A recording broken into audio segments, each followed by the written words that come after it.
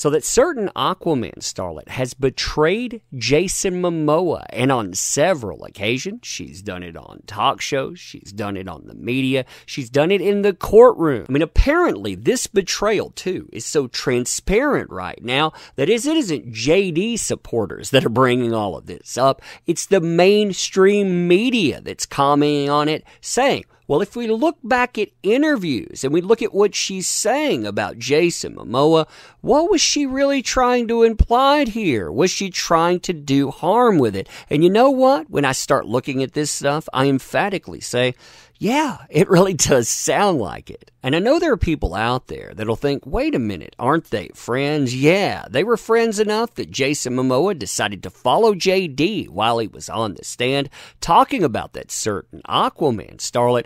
And when she went on the stand making all of her accusations, guess what? Jason Momoa continued following JD. He never relented through the entire process. If you look at her actions, I think that Jason Momoa and Warner Brothers called her on her betrayals too. She ended up unfollowing both of them for an entire day until people like myself started pointing it out. Then she thought, ooh, maybe this is a bad optic. But yeah, you and I, we're going to talk about all of this stuff today. Crazy, crazy times. Crazy times indeed. So hey there to all you fine folks on this fine day, by the way. I hope you are doing excellently. You know, I'd never really thought about the relationship between Jason Momoa and that certain Aquaman starlet being like it was until right into the trial. I'll talk about why that is in just a moment. But after I looked at that, I started noticing things like this. Things that seem like she isn't playing around, but instead that she's taken the bully platform. You know, doing things that she's done, I'm sure, to a lot of other people, but also specifically things that we saw her doing to JD. If you look at this comment here, for example, this is reported by Newsweek. This happens on a talk show. She's actually belittling Jason Momoa. You know, she's turning him into comedy fodder, saying, Jason Momoa, he can't stand it when you ignore him. He's allergic to being ignored. He can't sit still no matter what. I mean, he's just like a little kid. She said that time and again, too. He will push you. He will prod you. He will nudge you. He will shove you. He will do anything to get your attention, especially if you enjoy a quieter activity like reading. Now, as I kept looking at this interview, I kept thinking to myself, exactly how far off is this behavior versus something that she would call abusive? I mean, if you look at her statements about him, she talks about how he likes to break things. I heard on the stand how breaking things, you know, that's one of those indicators that talks about lethality. We heard that with JD. Look at his size here, too. I mean, he's enormous, especially when you compare him to her.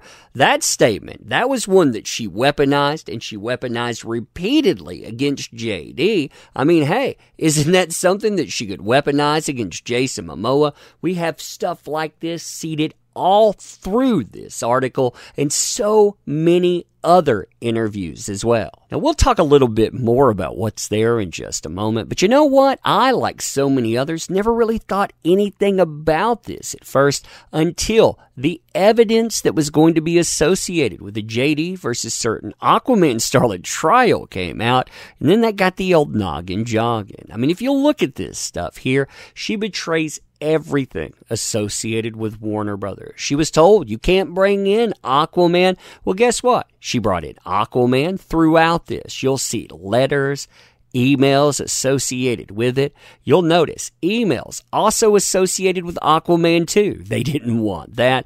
But even more telling is the fact that anyone that trusted or communicated with her, she betrayed them as well. Zack Snyder here, for example, you have his text added. I'm sure he didn't want to be associated with this. You had James Wan, you know, the producer of Aquaman 2. His texts were associated with it.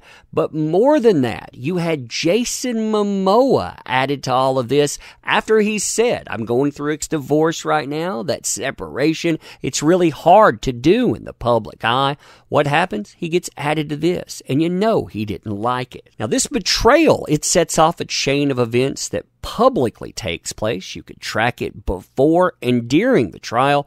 She makes the first move, really. She decides she's going to unfollow the Aquaman movie, telling you, Warner Brothers, they didn't appreciate the betrayal that they saw. But more importantly, I had been hearing that Jason Momoa, he had some words to say about this. He wasn't happy about what went on. Well, she decided she was going to unfollow him too. That's why they're at the top of the follow list. These are the newest follows because she refollowed them. And the only reason she did that is because she doesn't like people pointing out what she did, that she emotionally reacted. That's what we were doing in a live stream. When we did that, she in real time reacted to us putting them back on, but that told you exactly what happened. Now, like I was saying at the beginning, the thing that really interested me in this is the fact that it's not JD supporters that are bringing this up. You can't have people calling this a bunch of conspiracy. Why? Because the mainstream media, they're the ones that are pointing this out. Again, this is coming from Newsweek. Listen to how they describe this. As the high-profile defamation trial between that certain Aquaman starlet and JD continues, old interviews that have resurfaced have left fans wondering what the actors meant by some of the things that they said. So this interview, it comes from The Tonight Show with Jimmy Fallon. They're talking about many things, including Jason Momoa, like I said. And talk about creepy and sounding like a setup in the aftermath, especially considering what we heard on the stand. Listen to how all of this comes together, just talking about size and intimidation. So that certain Aquaman starlet and Jimmy Fallon talked about her character in the film. Before Fallon, he ends up mentioning Momoa, saying that the Aquaman star was on the show the day before. And Jimmy Fallon, he admits that Momoa actually intimidates him.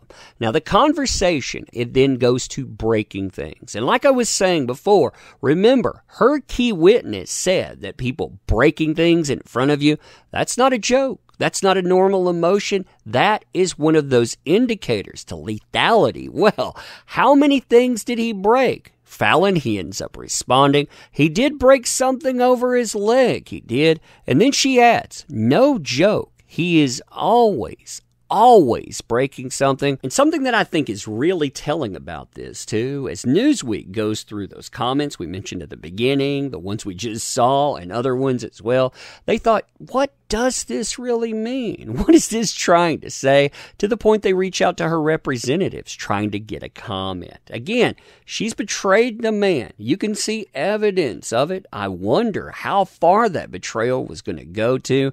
But let me know what you think about all of this stuff. When you piece it all together and you start looking at his actions, you start looking at the rumors behind the scenes, yeah, I mean that, very, very strange stuff. Anyway, let me know. Appreciate you. Share this stuff out. Let me know what you think. And thank you